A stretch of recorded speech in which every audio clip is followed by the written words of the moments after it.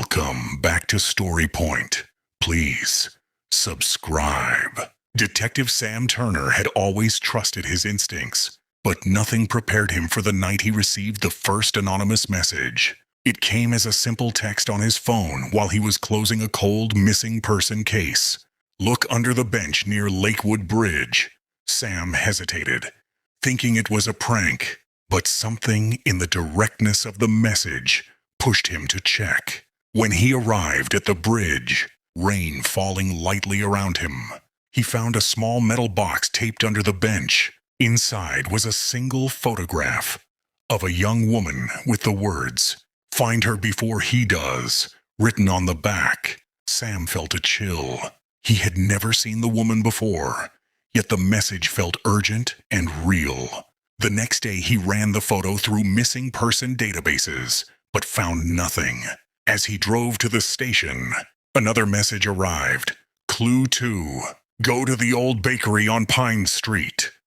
Sam followed the lead and entered the dusty, abandoned bakery. On the counter lay a torn piece of fabric, soaked in dried blood, and a note that read, "He took her at sunset. You're already late."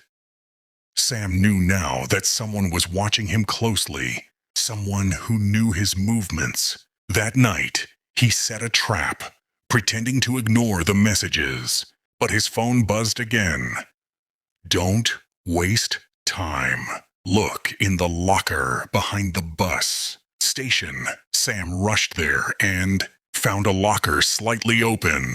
Inside was a phone that started ringing the moment he touched it. A disguised voice whispered, "You can save her, but only if you listen." Sam demanded answers, but the caller hung up. The phone suddenly displayed a video. The same woman, tied to a chair in a dim room, crying silently. Sam noticed a detail behind her, a large red poster with peeling corners. He recognized it from an old warehouse on the east side of town. He sped there immediately, calling backup on the way. When he entered the warehouse, his flashlight cut through the darkness. In the center was a chair with ropes on the floor, recently cut, but the woman was gone. Another message buzzed. "You're close. Check the office upstairs." Sam rushed up and found a folder with police case numbers. His cases, all unsolved, spread across the desk. Someone had been studying him for months. A final note read, "She is connected to everything. Trust me." Sam felt frustration rising, yet he pushed forward. While examining the papers, he noticed a name repeated many times. Daniel Price, a kidnapper Sam had arrested years ago who was recently released. Sam realized the unknown sender wasn't the villain. It was someone helping him chase the real threat. Another message appeared. "He's moving her to the docks. Hurry." Sam drove faster than ever before. When he reached the docks, he saw a figure dragging the woman toward a boat. Sam shouted and ran. Daniel Price turned, shocked, pulling a knife.